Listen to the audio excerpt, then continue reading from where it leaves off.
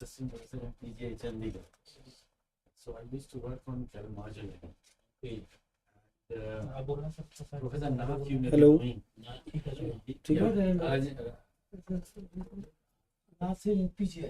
PGA. Can you start? So he used to work on metal docks. So he's the I think he's finishing something.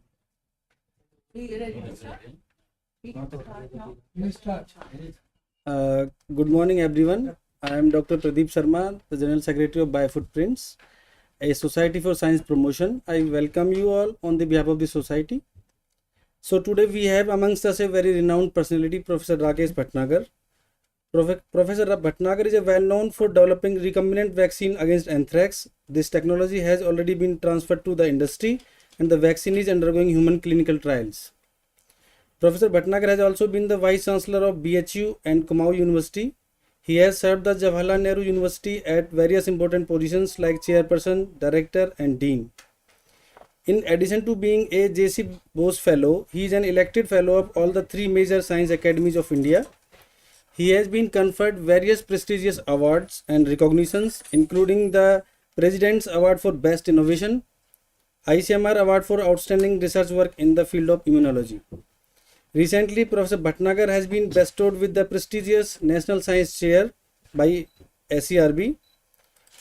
Now may I request Professor Sujata Sharma, the President of Biofootprints, to welcome our speaker with an eco-friendly plant. Ma'am, please.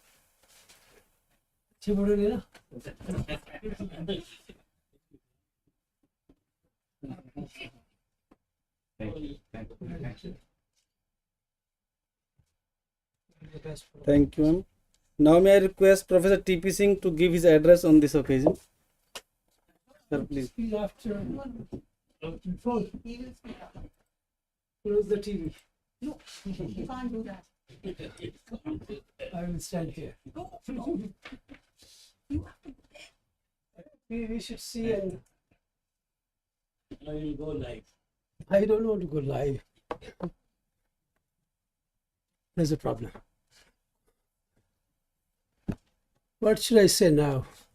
I have two best friends here. I have so many things to say. She didn't define the time for me. You're free. I'm free. I'll first thank Professor Siddiqui, then I come back to my friend, Professor Rakesh Bhatnagar. Professor Siddiqui has been professor at AIIMS and my best friend once upon a time. We don't meet so often these days, but we have old memories. And I thank you very much for coming over here. Dr. Rakesh Bhatnagar, I have many things to say. I think you said few things. You know, CV reading from Google is not a good idea. That anybody can read.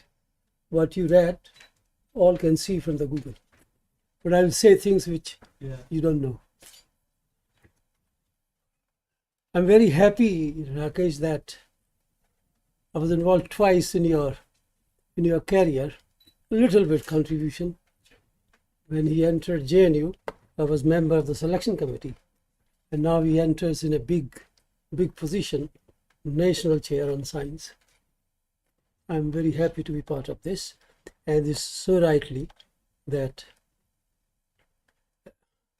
he is a very great example. Many times we listen to people and journey we follow, journey we hear, but we don't follow their journey. We don't follow them. And the primary idea is that we should imbibe what these people have achieved. I think Professor Bhatnagar is an exceptional example.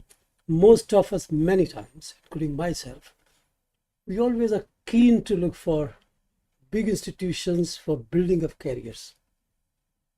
In my 12th class, I thought I will go to the best institution where I become something. But he did something without bothering about which institution is best. Step by step, he made his progress. I think it's remarkable, from Kanpur University, again Kanpur University, and then National Sugar Institute. IIT was next door, but I think he didn't bother. And that was the foundation. And then I think he went, everybody like everybody else, he went around, and he was in PGI. I don't know why did he want to move to JNU from PGI, but I was very delighted to see this application that he wanted to move to JNU, and at that time JNU was in the process of setting up, already set up, but there were no faculty members. I was one of them who were teaching there. So he appeared to be the most ideal example for JNU. And I think Ashish was either dean or proctor or something. He was also in the committee. So after he was selected, he was assistant professor only. Associate professor, sorry. It was associate professor. I think there was no associate. Kunal Roy was also there. And then the transformation of biotechnology in JNU began. And slowly he was rising, and many of us have graph either like this or like this. His graph went like that. And that is what we used to discuss when I was studying in the university. There was a student, he got third class in 12th, second class in BSc, and first class in top in MSc. And there was a guy who was always first. He was like this, and this man was like this. So we used to discuss among ourselves. The graph which goes like this is the right graph, and not the one like this, and definitely not the one like this. Majority of so-called brilliant people, they go like this. So I think it was a Rakesh, Professor Bhatnagar. I get. They don't call me Rakesh. I think Because audience may not know you. I feel good. But for others, they may think Rakesh is somebody else. Okay. So he went up and up, and I think he went beyond all of us. That's how we made progress. It's very remarkable also that he does good science, and then he has been running institutions. He's a builder of institutions. He was vice chancellor of one university. This is Kumar University in somewhere in Nainital. So they had hoped a lot from him. He went there and made selections of guys in a manner that the government didn't like it. He was there for how many months? 6 months. 6 months. But he made wonderful appointments. And before anything would happen, he resigned and came back. But he appointed people he wanted to appoint. And that is the character actually. And then I think when he went to BHU, he was there for full term. I think in many years I remember BHU never had a vice chancellor who could have full term. And I think you made maximum number of appointments. His was the best period in BHU in the recent times, maybe after Dr. Rastogi. Rastogi had a great time, but he had agitations all the time. His period was marred by agitations, but he managed agitations. And you were the one in whose period no agitations occurred. So I think many times we talk about either you are a good scientist or a good institution builder. I think he's both. And that is it. Once we were traveling together in some flight, so he thought that since he's vice chancellor, he may not be doing science. He said, no, I'm publishing so many more papers. The last 5 years, 38 papers, exceptional. So I think it matters that how you construct a team and how you lead research and how you build institutions. He has many such qualities. And I feel very, very delighted because I've been associated with him since the time he entered New Delhi through JNU and in many, many committees together, many times. Once he told me something. He was very, not agitated, but he was competing with us. He complained to a committee member why they were giving more money than him, his department. So we both were competing for the grant. But I would have been happy if he had got more money. So there is no question. So I think he's a remarkable example. We need to follow. Lots of times Sujata talks about Marie Curie, Dorothy Hodgkin, a similar kind. Dorothy Hodgkin, Lise Meitner, 3 wonderful ladies. But they were embodiment of dedication. You see, when you talk about research and science, it's a very saintly career. We forget about luxuries and money and positions and so on. But you have a greater luxury in pursuing science, in following science. When you are lost in that, you don't require anything else. You just require two clothes, nothing else. So I think this is what we should learn from people like him. He has been remarkable, he's a gentleman, extraordinary scientist, a wonderful institution builder. So we are very happy when she was asking me about whom should we begin with to have a first seminar. I thought he's the only man. And of course, she has already been impressed by you. So it's a very great pleasure that you are here with us, and we will listen to your journey. This journey is not a story to all of you. His journey is to sort of follow. I think you should think that how he has gone that way up and up, you should try to go up in the same way. That is the idea. Am I right, Professor Siddiqui? Hello? You can hear? I think he has to be. We have to talk loudly. All the best to you, and thank you very much. Rakesh, it's for you.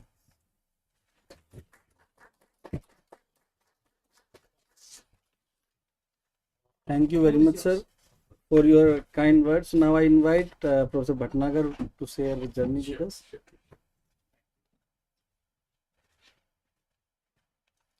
In fact, first of all, let me thank Professor T.P. Singh for the kind words for me. And in fact, we were there in NSUT maybe a few months before, sometimes in February, March, wherever, okay. And there, it was an informal kind of talk I gave. And Sujata somehow wanted that I should share the same talk over here. It's not a talk, it's just story of my life. I would like to share with you. If it can help you to think that there are always ways to do things. You can find 10 reasons to do the things. If you don't want to do the things, you can find 10 reasons not to do the things. So I am one of those who will always find reasons to do the things.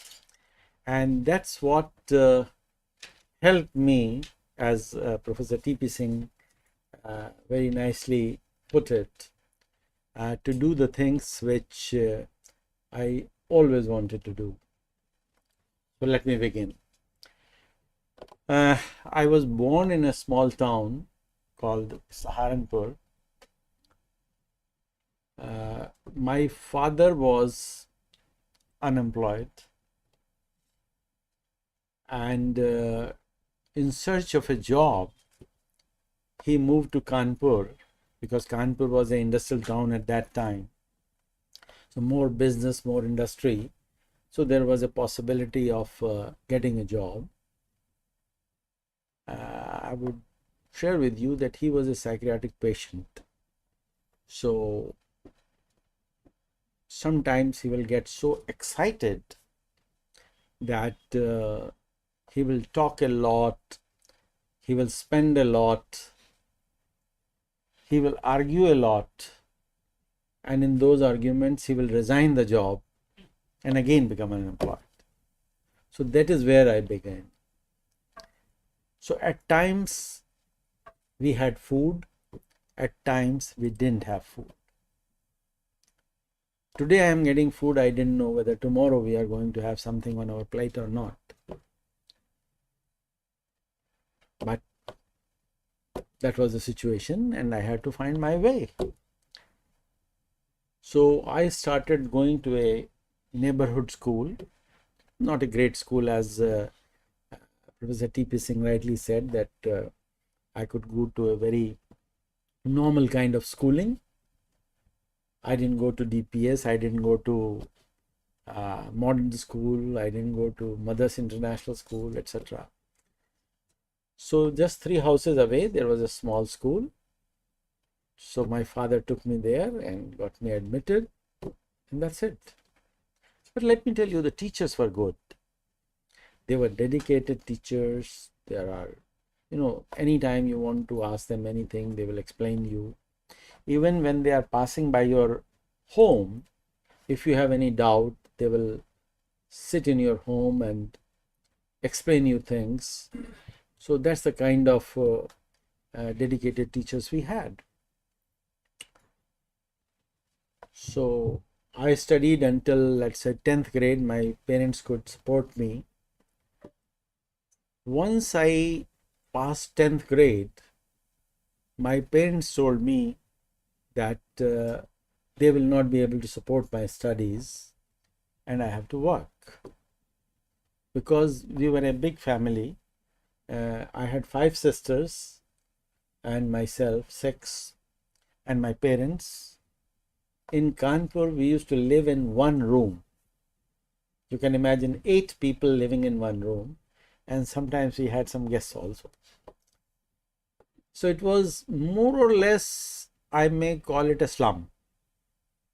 I think 8 people living in a room, it can qualify to be slum.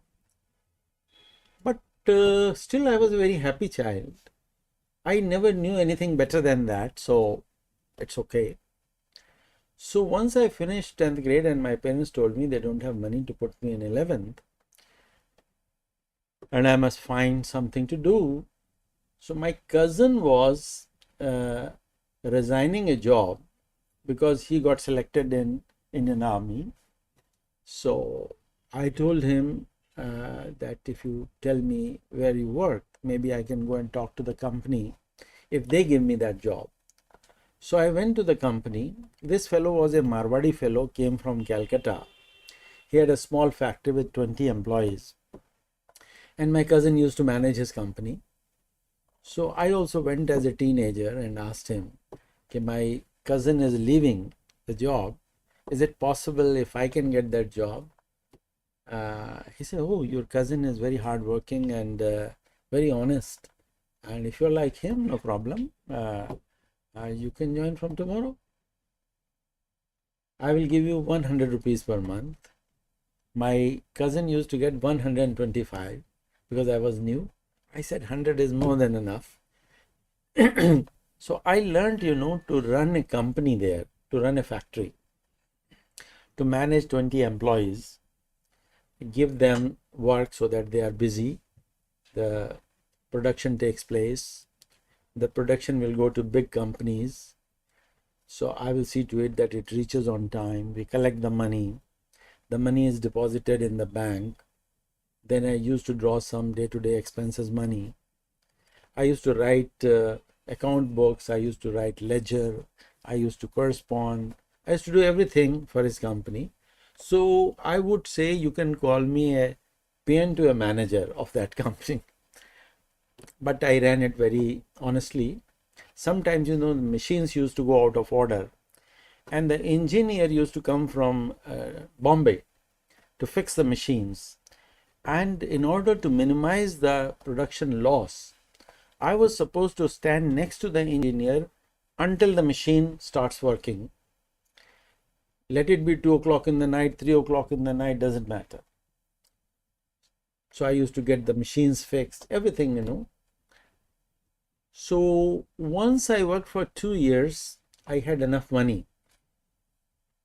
So I asked my parents that is it possible that now I can go back to 11th grade?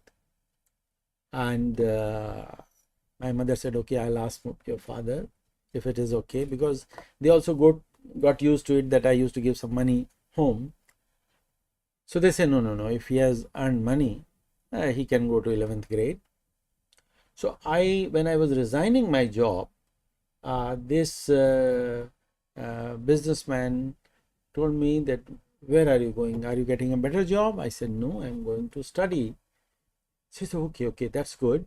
You do one thing.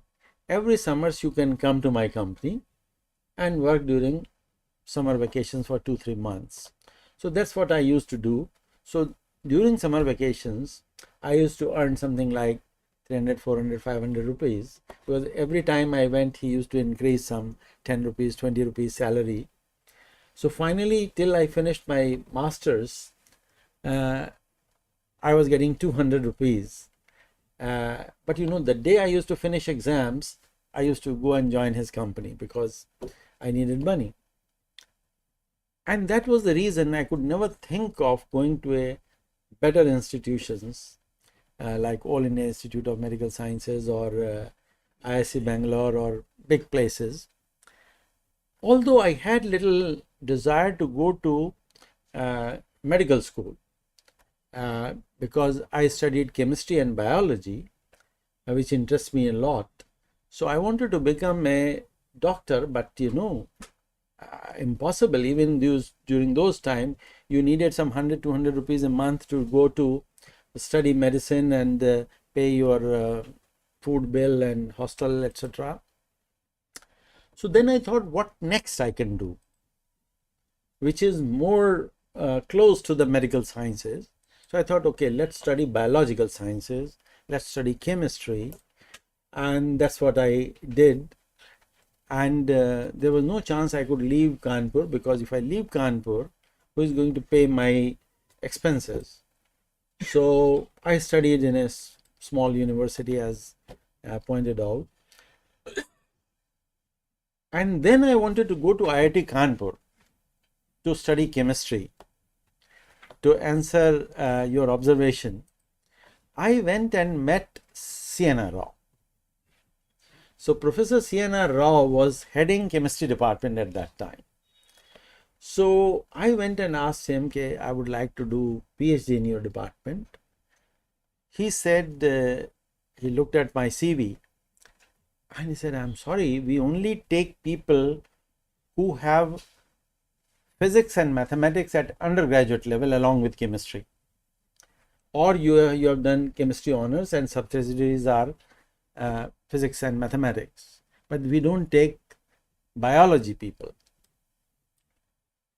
My dreams were shattered. I said, oh, I was looking for Kanpur IIT, I am not able to go. So he said, oh, no, don't lose heart. Just cross the street. And there is another institute, National Sugar Institute. You go over there, and there are 4 research departments: organic chemistry, biochemistry, agriculture chemistry, and physical chemistry. And at least 3 of them you are eligible. So I said, okay. So there was some hope. So I crossed the street and went to National Sugar Institute. And they told me that it was 17th of June, still I remember, and 20th was the deadline to apply. So he said, you can take the form and apply. So I filled the application form, applied, and there was no exam like JRF, etc. It used to be an interview which was chaired by the director, and all the heads of the department, professors, they used to sit in the interview. So I was eligible for biochemistry as well as organic chemistry. So I applied in both, and they considered me for both. So the professor of organic chemistry as well as biochemistry, they both were interested to take me. So they started having some discussion during the interview. So the director said, why are you discussing this? Put him on number 1 on both the list. Let him take decision where he wants to go, biochemistry or organic chemistry. So my name was there on both the lists. I got a little confused. So I went and talked to my teachers, my friends, anybody. Plus, you know, my interest was in medical sciences. So I thought, if I do PhD in biochemistry, even if I was not able to study medicine, perhaps I will be able to teach medical graduates one day, being PhD in biochemistry. So that interests me, and I joined Biochemistry Department.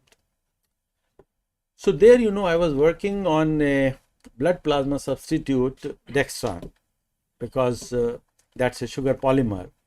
And in that institute, you have to do something on the sugars, nothing else. Okay.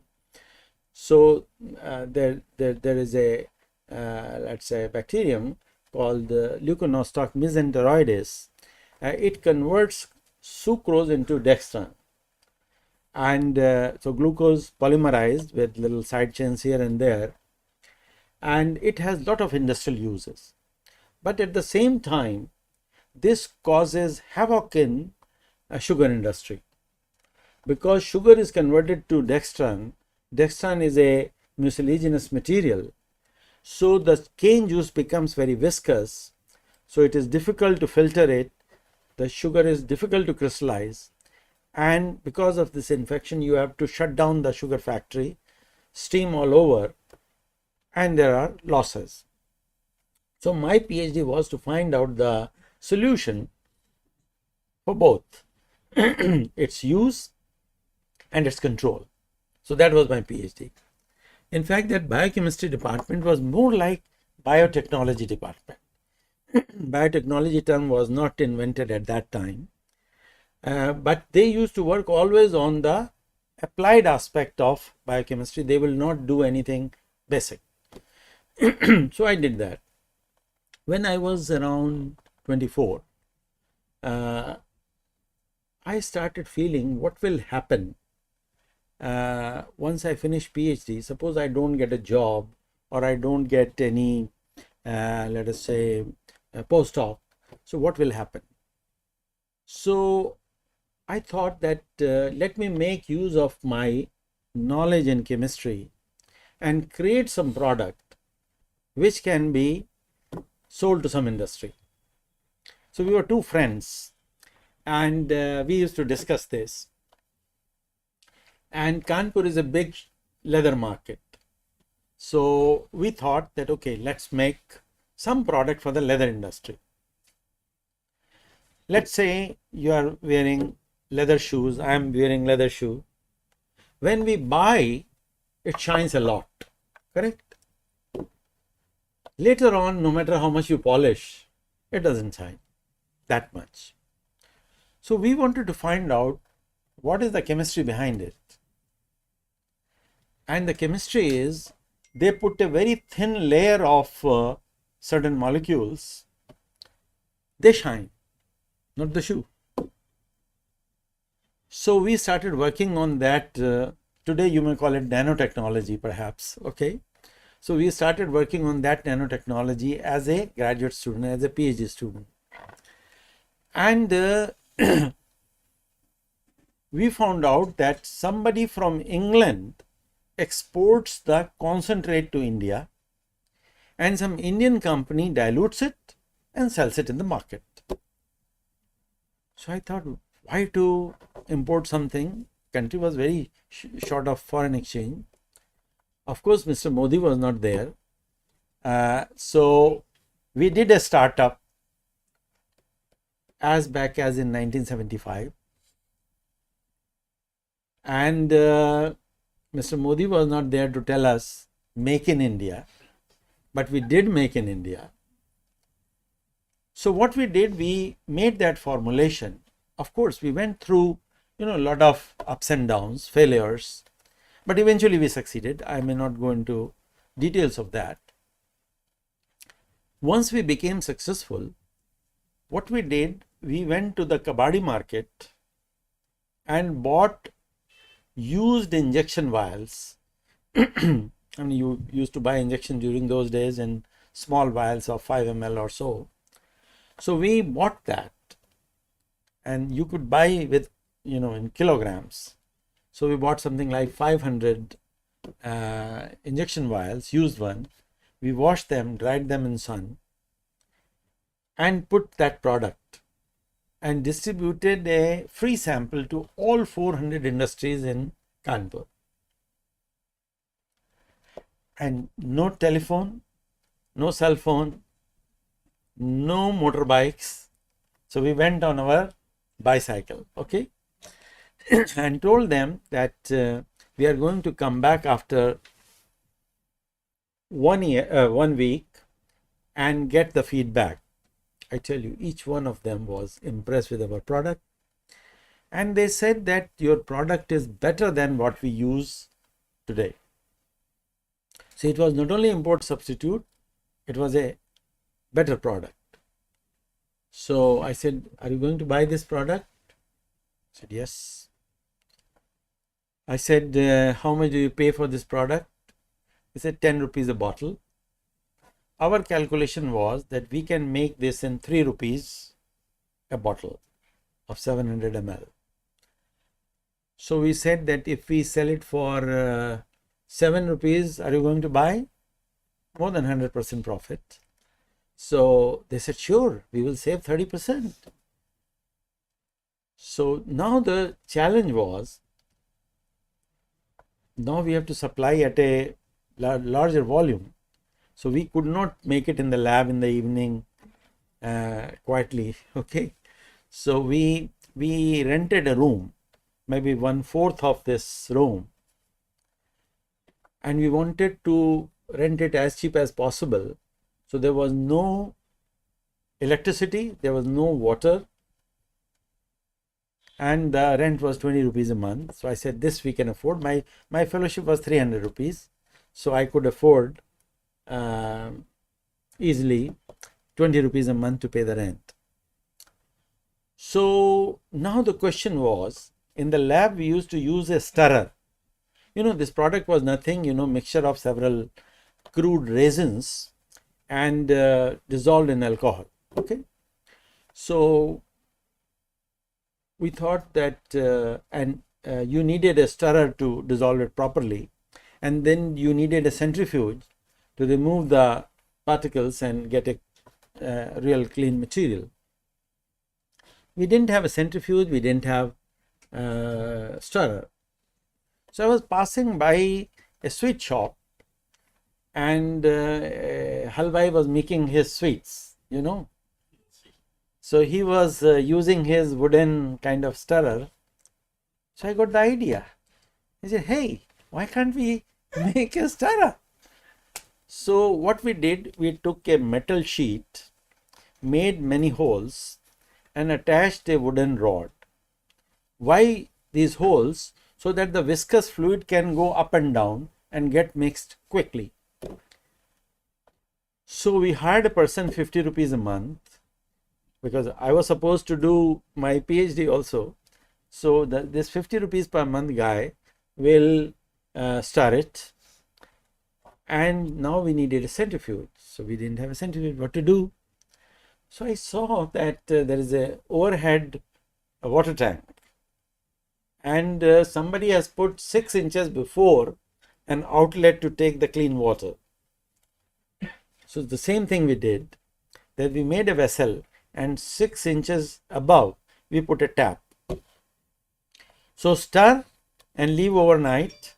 In the morning, open the tap and your product is ready. No electricity is needed, no stirrer is needed.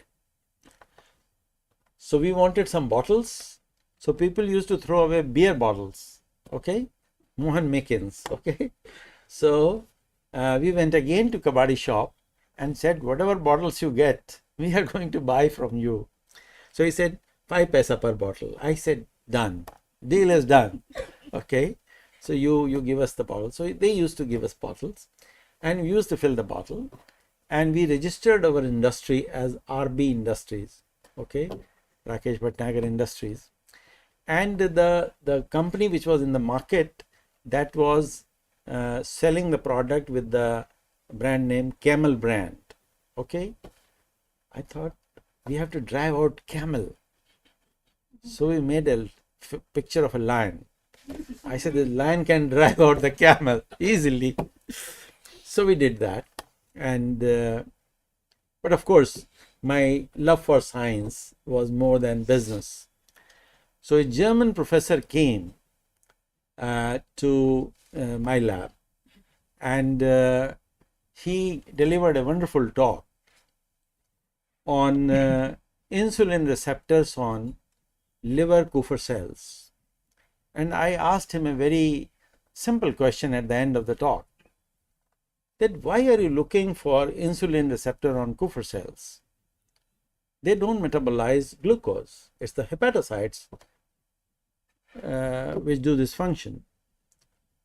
So he said, because we were working for so many years on Kupffer cells, so we thought insulin receptor, we should look here also. I said, no, you should look for how endotoxin is cleared by Kupffer cells in one round of the, let's say, portal blood goes to the liver, and Kupffer cells, remove endotoxin, lipopolysaccharide in one go.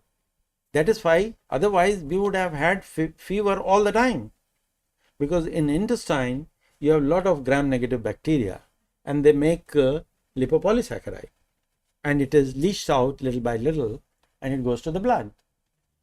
So he said, hey, you have given me an idea for my next grant. So I said, okay, if that is the case, wish you all the best. No, since you have given me the idea, I would like you to come and do this project. So he offered me something called Wissenschaftlicher Angestellter Einstein something, okay? So some job, okay? I think you also did that job. Am I right? In Germany? Okay. And eventually you became say drei Professor, I still remember, okay? So he gave me that job and gave me all immigration, everything. So I became a German resident, etc. But my wife, actually, I forgot to tell about my wife, okay? My wife was 1 year junior to me in the same lab.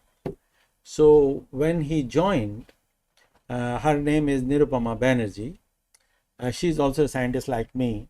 She worked all her life in ICGB, and so I met her over there, and she was 1 year junior to me. I was helping her to learn all the equipments, etc. So my senior was very, very naughty, okay? He was Mr. Dahiya from finally he was professor in Hisar Agricultural University. So he was very, very tough to deal with. So if I ask him anything, he will not teach me anything. So one way is that you also become like that. But I decided no. Whenever my junior comes, I am going to help him or her to teach everything which I know, so that next student will have good time. So I was very nice to her, and that's how we fell in love with each other. When we talked to each other, she was from a Bengali family, and as Professor T.P. Singh told, I didn't go to very good schooling, etc. So my English was very poor.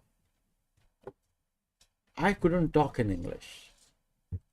Until 12th grade, I was studying in Hindi medium. Even science I did in Hindi. Okay? So when I went to college and all the teachers were teaching in English, it was a shock for me. And with great difficulty, I learned how to understand and how to write in English, but I could never dare to speak English. And my professor was a South Indian. He was a Tamil guy, and he will talk in English, and I will reply in Hindi. There used to be a very, very funny conversation. So my wife one day pointed out that, I mean, at that time she was not my wife, so that why don't you talk to him in English? I said, I don't know how to talk in English. So, and my pronunciations are horrible, okay? So she told me, oh, it's not difficult. You buy an English newspaper, a good one, like Statesman during those days was used to be very good newspaper. Can you buy Statesman? Bengali people read a lot. So, and then you should read it loudly. But I said, my pronunciations are horrible. Everybody will laugh at me.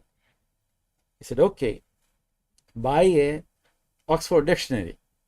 And she taught me how to pronounce everything, written in the parentheses, how to pronounce a word correctly. And she said, listen to All India Radio. The news reader usually speak very good English. try to imitate that. Come to the lab, talk to me in English. If you do a mistake, I'll point it out. I used to have a diary. Any mistake I do, I used to write it down. And in the morning, I used to repeat 10 times correctly so that I don't do that mistake again. So that's how I learned my English. And of course, I went to an institute called Linguaphone Institute in the evening. And there, you know, they had a language laboratory where you could listen to the good English and try to repeat it and record it and listen. Teacher will help you to correct, etc. So it took 2 months and I was okay. I could talk to my professor. So then I moved to Germany, and but my wife was still very keen to come back, that we should go back to India. So after working there for more than 3 years, we returned back to India to PGI Chandigarh as assistant professor. So my dream came through that I'm teaching to medical graduates, and the dream came through that many of the MD students used to come and work with me because I was in experimental medicine department. So a lot of MDs will come because these clinicians, at least at that time, didn't know much science. So they will collaborate with you, and for example, Professor Bavalia will bring a candidate, Professor Wahi will bring a candidate. These were, you know, directors of PGI Chandigarh. So I became very friendly with them. And but I tell you what I realized, maybe now PGI is different. At that time, PGI was not doing front line of the subject. They were more like, you know, they will take some patients and treat them in one way or the other, and something goes up and something goes down. So I used to call it, they do up and down research. Okay. So I was not very keen to do this up and down. I wanted to be on the front line of the subject. So I decided to go for a sabbatical to France. So I did a sabbatical, and now I learned molecular biology in France because we were working on, again I went to a med school where we were working on how interleukins modulate pro-collagen gene expression. So there I learned molecular biology. In Germany, I learned cell biology.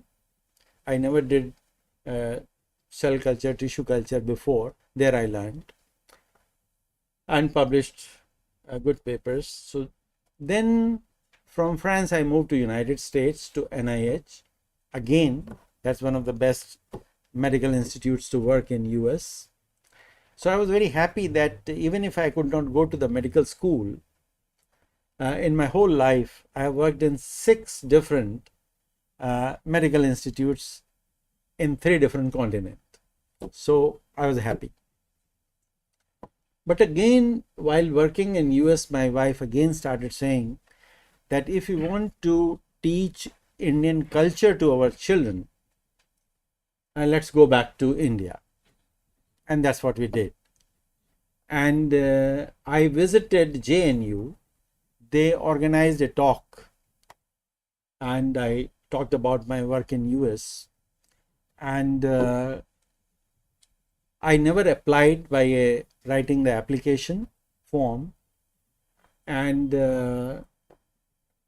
my CV, which they used to introduce me, was shown to the selection committee.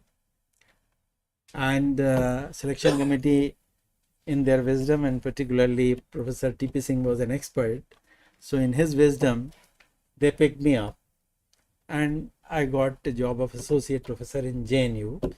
We returned. Since it was a biotechnology department, again, I thought that most of the biotechnology departments in India, what they do is they do biosciences. Okay? Seldom anybody tries to develop technology and pass it on to the industry. So I wanted to be a little different. So I started working on technologies. And I'm very glad to share with you that at least 2 technologies I transferred. One to Panacea Biotech Limited, which is, you know, everybody knows, on this recombinant vaccine against anthrax. The second technology I transferred to Dr. Lal Path. So Dr. Lal sent his vice president to me.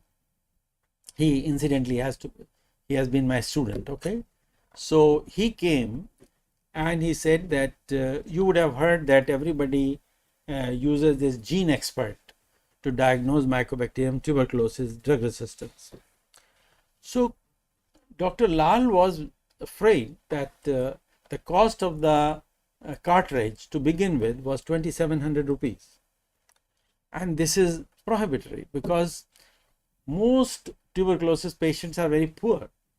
So I don't think anybody will be, suppose he buys a cartridge in 2,700 rupees, Lalpath is going to charge maybe 4,000 rupees to do the test. And who will pay 4,000? Nobody. So he invited me to discuss. So the technology was to make a generic technology so that he doesn't have to buy the machine, Gene Expert, and he doesn't have to buy cartridges, and still the test can be done. So that's what we developed, and you will be happy to know that we brought down the cost to 206 rupees, less than a tenth. So he was very happy. So we tested on 7,000 patients and it worked. It worked better than Gene Expert. So we transferred the technology to Lalpath Laboratory. I still remember the time when my technology for recombinant vaccine was ready. I had a lot of frustrations because when I used to talk to the companies, I talked to Cadila, for example. Cadila said that yes, we will give you 40 lakhs for this technology and we will give you 4 lakhs rupees to begin with, and you give us the clone, we will test it in our company, and if you find that it is economically viable, then we will pay you another 4 lakhs when we do let us say preclinical toxicity. We'll do 4 lakhs again when we do this, that, etc. Eventually you will get 40 lakhs. So I asked him a question, that what if you take my clone and you copy it and you come back after 2 months and say sorry, it didn't make the requisite levels of vaccines, so we will return your clone. What if you have copied? It just takes a minute to copy. Oh, we will sign an agreement, this, that. I said, you are a big giant of pharma. Suppose you do this, I won't be able to take you to the court and fight the litigation with you. So I think I need all the money in the upfront, otherwise I don't talk to you. So Cadila went back. Then what I did in this frustration. Then Birla people came. They wanted to start a biotech company. So Birla people came and said that we want to start a new biotech company and yours will be the first product. And the vice president used to come to my office, talk to me, enjoy a cup of coffee, courtesy, and then he will give me homework. Okay, whatever we have talked, can you write a couple of pages and send me by email? And as a good student, I used to do that. When we had something like 20 cups of coffee in 2 months, I said enough caffeine has gone in, and I told him sorry, enough is enough. Now you go back. Once you are ready to buy my technology, talk to me, otherwise forget it. And in this frustration, I wrote an email to 10 different companies that we have cloned, overexpressed, bioprocess optimized, compared the native product with recombinant product, and it is biologically exactly the same. We have done the vaccine testing in mouse model, it works, it protects mouse, and if you are ready to take this technology for doing preclinical studies, if you are interested in doing animal efficacy studies up to monkeys, if you are interested to take it for human clinical trials, please contact us. And I tell you, all 10 top biotech company, they replied. But 9 of them did the, lip service. Oh, it's very interesting and we are looking at the market, we'll get back to you, blah, blah, blah. But one company, they came forward. Within 2 hours, their vice president was sitting in my office. He said, we want to buy this technology. I said, are you in a position to take the decision? He said, no. My managing director, owner of the company, he takes the decision. Then I said, I don't talk to you. I only talk to him. And then I told him that my time is not free. So if he wants to come and waste my time, my value of time is 5,000 rupees an hour. So the meter is on, you can waste as much time as you want. Third thing is, even if you want to buy a small flat in Delhi, the property wala tells you that please bring some bayana, correct? So he has to bring his checkbook, and if he likes the technology, he has to give some money upfront, otherwise next time I am not going to talk to him. So what happened? Within few minutes, the owner of the company called me and he said, I want to come and talk to you. So I said, have you been told all the 3 conditions? Yes, it is acceptable to me. And I want to take your 3 hours. I am ready to risk 15,000 rupees. 1 hour you explain me what is this technology. 2nd hour, if I like the idea, I am going to bring technical people of my company. Somebody will be vaccine production chief, somebody will be animal trials chief, somebody will be human clinical trial chief, somebody will be IPR chief, some like that. So you'll bring 4 or 5 people and you make a technical presentation, and if they like, 3rd hour we are only going to talk about the cost, nothing else. And he exactly did the same. So when he came, with the help of certain cartoons, I explained him what this is. I said, looks interesting. Can I call my people? I said, sure. So I gave him time for next day. So he brought 5-6 people. So I make a proper presentation. And so he asked them to go. After they gave their opinion that it's worth buying. And then he discussed the price. So he asked me, how much is the tech transfer fee? So since Cadila was offering 40 lakh, that too in 10 installments. So I told him 1 crore. I thought maybe he will do some bargain. So he said, given. So I was at a loss. Maybe I asked too little. So I told him, but remember, this 1 crore is only for Indian market. You can exploit Indian market, but not the international market. No, we would like to buy the whole rights. So I said, then the price is 2 crores. He said, I can give you 1.5 crore. So I said, why 1.5 crore? Why not 2 crores?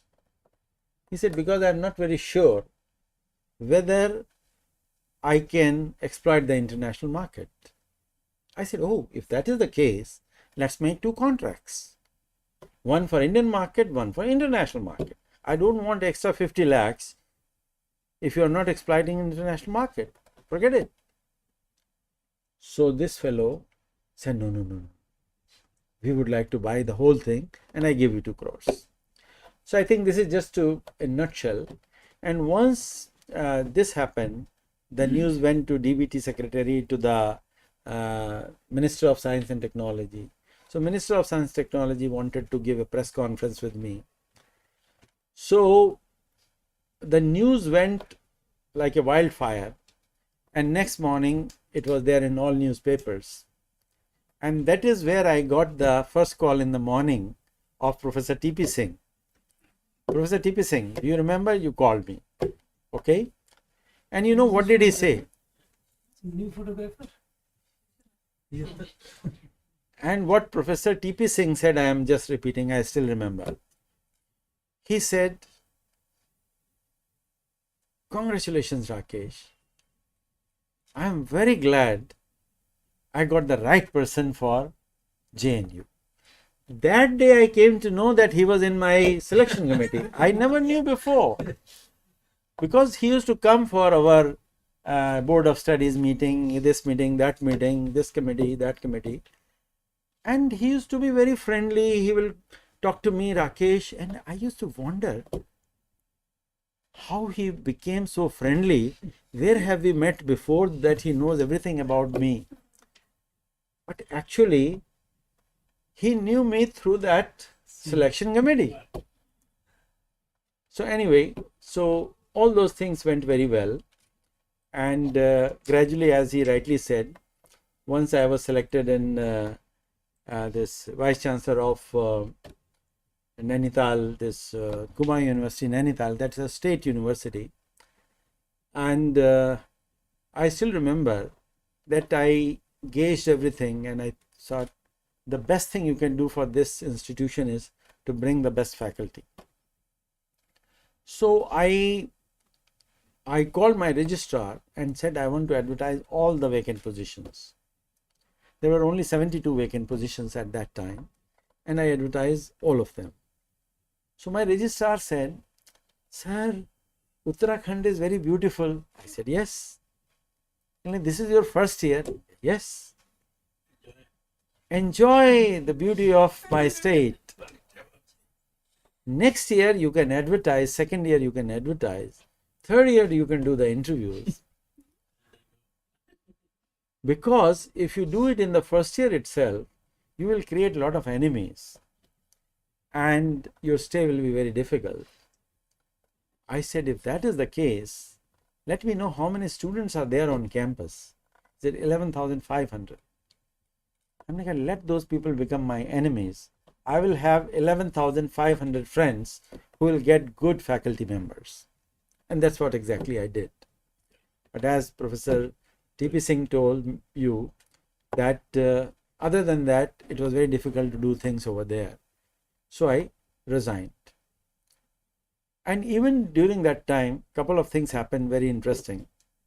That few people who are working as a contractual faculty members, they went to the court because they didn't get interview letter because they were not in the top 10. So the judge asked him that why you did not get the interview. And they asked the university, why didn't you invite them for interview? He said, my vice chancellor said top 10 people should be called, and they were not in top 10. So they asked, why you guys were not in top 10? You were teaching there, you should have been in a better position. You know, they were all hired by knowing he's my student, he's my friend, he's my relative, like that.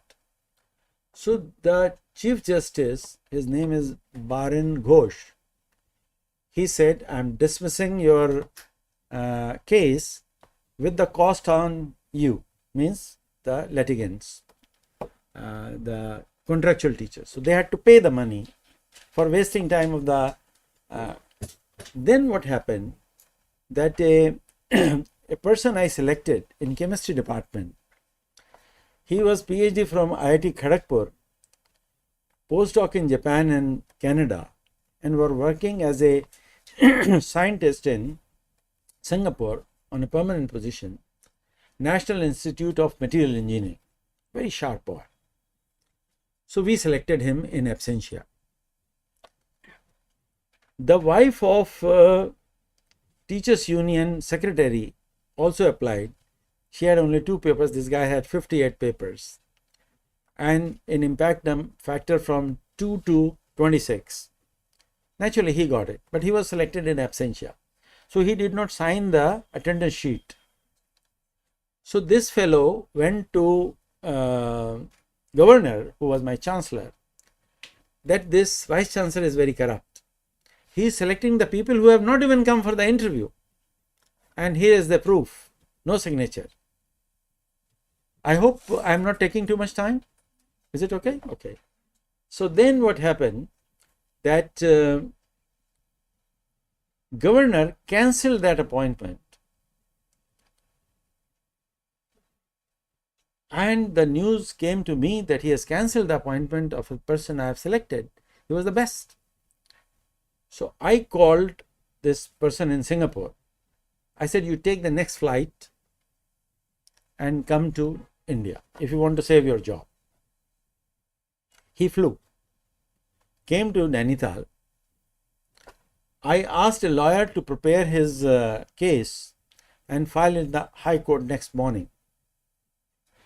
Again, Baran Ghosh took this case and asked this fellow, okay, you have made your vice chancellor first accused, registrar second accused, but in your petition you are writing that governor cancelled your appointment.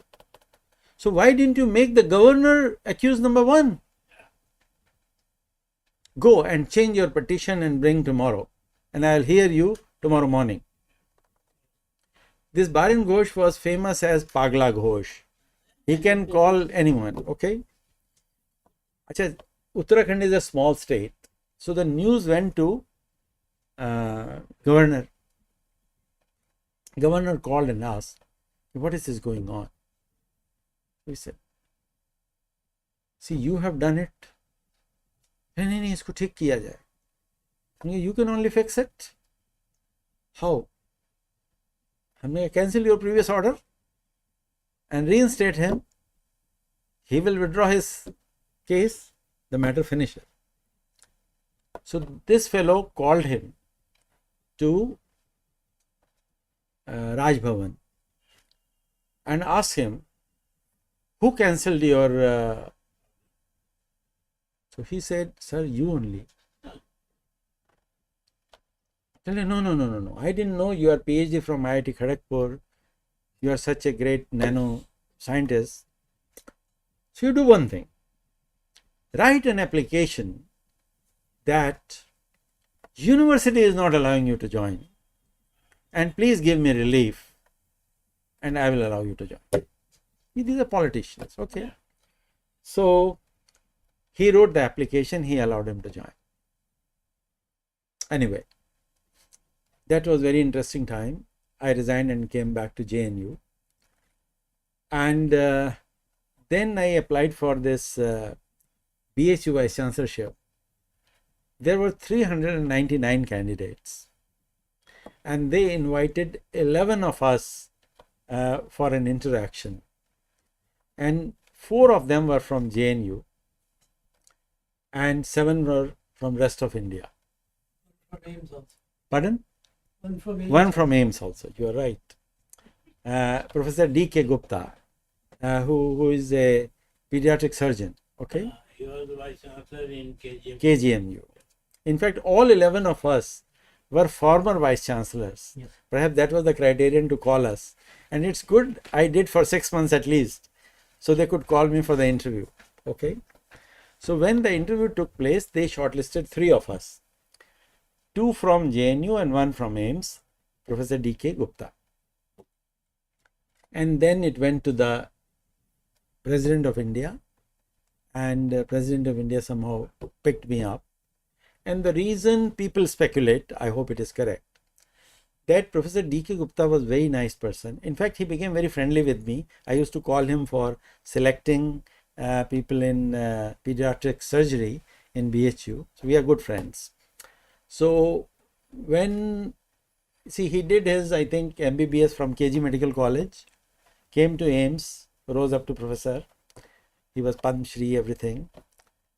So the discussion was that he has never seen the real university. KG University is just a medical college, okay? So, and that to giving BHU is a huge place. 4,000 acre land, 2,100 faculty members, 32,000 students. I think it's a huge affair. So anyway, perhaps they thought in their wisdom that I am the right person. So they gave me. So when I went over there, Professor Lakhotia, you know him very well. So Professor Lakhotia came to me and said, Rakesh, bring 200 bright young faculty members, BHU will be transformed. So I said, sir, there are 500 faculty positions vacant. Why not all 500? He said, Rakesh, you won't be able to bring. I said, I promise you I'll bring. He said, even if you bring, they are not going to stay. I said, why? Because you cannot give them accommodation on campus, and Benares is not a place to live. Dingy lanes, traffic. So I said, okay, then let's make faculty housing for them. So the very next day I took a decision to make 540 flats for the faculty we are hiring. There were 40 people in the waiting list and 500 I am going to hire, 540. The question was how to get the money. So I called my finance officer, my registrar, my CPWD, my engineering chief, and I said, I want to make 540 flats and I want to see the balance sheet of BHU to find if money is there. I could find there was 357 crore rupees were lying in an account, unused. So I asked them, what is this money? This is the money which we pay for our provident fund, and it is invested in the best possible instrument without taking risk. And sometimes we get the yields of 9%, 10%, 11%, but government allows only 8% or so. So whatever is left over, we put it in this account. So I said, what is the purpose we can use it for? He said, for the development of the institution. I said, making housing for faculty is a development? He said, yes. So let's do that. So we started making 540 new residences. I called all the prospective bidders. I called CPWD, I called everybody. And I said, there are only 3 conditions. No time delays, no compromise in quality, and no bribe.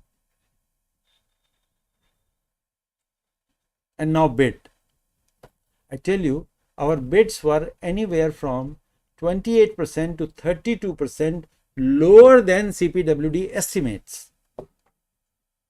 Normally, they do time delays, they do escalation. I mean, this is a common knowledge.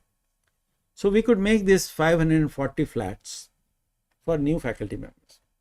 Then what we did, that we advertised all the positions, all 500 positions, and did interviews. And there, if I am selecting for Institute of Medical Sciences, I will call experts from All India Institute of Medical Sciences, PGI Chandigarh, JIPMER, that's it. If I am selecting for sciences, I will certainly call a person from Indian Institute of Science and IITs or good institutions who are doing good science.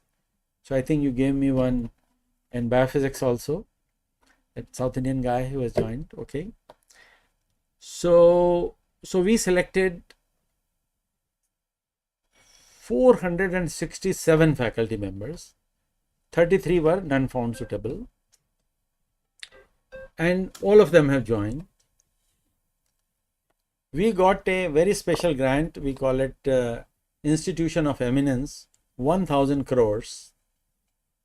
So we gave everyone a research grant, a permanent job, and a housing to live. What more do you need to start your job? So they all are very happy. None of them have resigned. They're still working in Benares. 2 of them have already got Welcome Trust grant and many other Indian grants, no problem. When I reached over there, I was told that the electricity bill is 66 crores. and UGC gives maintenance money 60 crores. So if you pay electricity bill, there is no money left. So I thought, create some money. Achha, by the way, I applied to Ministry of Education for money for making these 540 flats. It took 2 years for them to give the money. By that time, our flats were ready. So what we did, we got the money, we gave it back to the Provident Fund kitty. So I returned the money. So with zero money, we got the, and people told me, even if you get the money, you make the flats, it will be too late, your term will be over. So we could do it within 2 years, everybody got housing. So I think this is a record. I don't think any institution would have made 540 flats in 2 years' time and given it to all the faculty members. So anyway, there were a lot of good things we did. We got a free cancer hospital from Tata's. They were ready to give us the money. I said, we don't need money. You make the hospital. They made the hospital in 10 months. Ratan Tata flew, Modi flew, inaugurated. Modi was late for 1 hour, and I could have wonderful time with Ratan Tata, and we had a lovely chat. He's a humble man, okay. We did a lot of good things in BHU. Anyway, finally I finished my term successfully and returned back. When I wanted to return back, I was selected as the president of South Asian University, but there was some problem between India and Pakistan. It is still hanging on. So I had to quickly arrange a job, and I went to Amity University, Jaipur, but I operate mainly from Noida, and I live in Vasant Kunj. At the same time, in 2019, I started a startup company called DIVAC. It is incubating in JNU in my lab. In fact, my lab has been converted into a startup company. And my first grant, I got it from US, $400,000. And we are working on that. The second alliance we are going to make, perhaps with a US company, we have developed a therapeutic antibody, and we are struggling to make it humanized. So that company has the expertise of humanizing antibody. So perhaps we will make an alliance and work together to bring it to the humans one day. So this is in a nutshell, in short, about my story. I hope, I have taken a little more time than allowed. I hope you never got bored. Not at all, not at all. Okay. So for maybe you and Sujata, maybe it was a repeat. Actually, I hear different parts of the story every time. Every time, because its story is so long, and I don't prepare the text to tell you guys. So something I may forget, something I may add. But One thing, pardon. there was an anti-Hindi agitation. Yes. About that. Yes, I tell you. What happened, that we became institution of eminence, and you get 1,000 crore, that is one thing, but there is certain privileges you get along with that. For example, you can hire a faculty member and you can pay as much as you want. The only thing is, you don't have to use the government money. Suppose we do a lot of earning through hospital, so we can take that money and we want to hire a very renowned surgeon, otherwise he is not coming, so you can pay him more. You are allowed to hire up to 25% faculty with foreign nationality. You can hire anyone you like. You can take up to 30% foreign students. So when I was hiring people, I was making sure that they can speak English. So, and many of my experts are from all, let's say IISc Bangalore or Hyderabad or anywhere. So they were asking the questions in English. Some of the people said, no, we don't know English, you have to ask in Hindi. I said, but what will happen? That if I take 30% students from foreign countries, they are not going to understand your lecture. So what they did, they made a very nice cartoon. That on one hand, I am having 1,000 crores in my hand, and and from my leg I am kicking the Hindi and I am hugging English. Okay, so it was beautiful piece of art. So I appreciated that. I mean, a very good piece of art. But anyway, that poster was removed after a few days. Second agitation was, let me also share. You remember that in Sanskrit I hired a Muslim. Yeah. Okay. Seven paper. Yeah. That Muslim fellow, his name is Firoz. I invited 10 people for the interview. He was the only person who could speak fluent in Sanskrit. So naturally he was selected. In fact, one of our experts asked him, okay, you are a Muslim person. Who motivated to learn Sanskrit? He said, my father. My father was also a Sanskrit scholar. So he said, oh, your father is also a Sanskrit scholar? Who motivated him to learn Sanskrit? Telling him, my grandfather also speaks Sanskrit and he motivated him. Yeah. So some students came to me and say, oh, you have done a very wrong appointment. It is not allowed to make an appointment of a Muslim. So I called my registrar and I said, check the act of BHU thoroughly. If something is written like that, he said no. I called Mahamana Malavi's grandson, who was my chancellor, Girdhar Malavi. He's a justice. He was a justice, retired justice. I asked him, sir, is it all right to hire somebody who is Muslim? He said, by all means. You haven't done anything wrong. Stick to your guns. So, and somebody, some newswala came to him, ANI, and asked him, you know what was his answer? इस देश में, I am telling in Hindi, इस देश में राम ने अपने छोटे भाई लक्ष्मण को रावण के पास भेजा था क्योंकि उसके पास बहुत ज्ञान था. तो हमारे देश की परंपरा है कि ज्ञान जहां से मिल सकता है वहां से लो. If this fellow was the best and all the experts unanimously recommended him, I see no harm in hiring him. और उन्होंने यहां तक कहा कि लगता है कि वहां के कुछ टीचर्स ने बच्चों को समझा दिया है to agitate. In fact, that was the correct picture. One of the professor's son did not get the interview letter. So he instigated these boys to do this. Dr. Karan Singh called me and he wrote an article in Times of India to favor that. So these were also some of the controversies which I had. But that fellow is still working. And I think 13th of June he is getting married with a girl who is masters in physics. In Sanskrit. Not in Sanskrit, masters in physics. And he is a very popular teacher over there. One of the best teachers we ever hired. So, you know, I had some controversies, but could handle them nicely without any problem. So with these words, I thank you very much for listening Your patiently. story is very mesmerizing. But one thing not a mistake, but you are trying to learn English, you are going to wrong countries.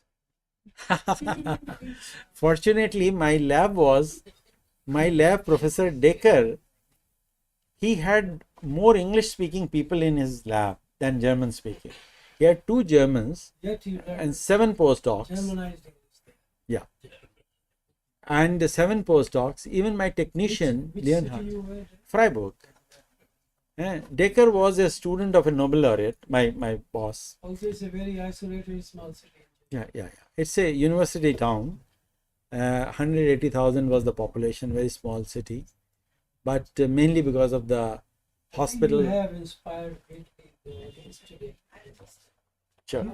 Okay, you have something more to say? Any question if you have, please free to If ask. you have any questions, we will write to you. Oh, sure. Thank you. So Billy has to say something. Sure. I wish to thank Dr. Rakesh Bhatnagar for this illuminating talk. We have all benefited, and I would like to invite Dr. H.H. Siddiqui to come and say a few words about this address. Say a few words. Mr. Says. Mr. Billy. Yes, put a limit few words. Say a few. Few words mean no word. Thank you, Sujata. And I think we don't have time, but I could So have nervous, told. I can see I this. told you I'm that all right. we had a parallel story What? all along, Next time, including Kanpur. But I don't have time, so Next time. next 2 hours. maybe in next time. Yes, 2 hours. and it We are was listening wonderful to Kanpur listening to now. you, not only from the point of view of your encounters, but at the same time giving stress to the scientific values, because we all here for the scientific values, which you have done wonderful. And I knew that Kerala fellow Pankaj Patel, I know them all by name, you and hear I that know chat? so why he backed out. They are big people to take the money, not to give. So he did all right that he was away from you. Now, what I want to say is that it is first time I am coming to this association. It's a wonderful society which Sujata has found, of course, under the fatherly supervision of TPC. And here the expression of the ideas like you have given, I think we should do more. Science, of course, TPC is there to speak science. So let's mix science with the encounters of the life. That as you did today. And therefore, I thank you very much. Thank you for this wonderful talk. And I will not take much time because I can see the craving on the faces for the tea for the people. So that's why the time limit is there. And thank you, TP. So nice of you to establish this, to help and to give chance to Dr. Sujata Mehta to come to this level. Thank you very much.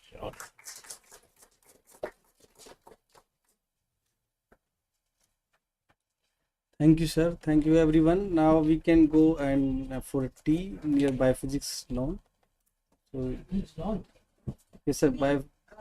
Outside our department, because at 1 o'clock there is lunch or something.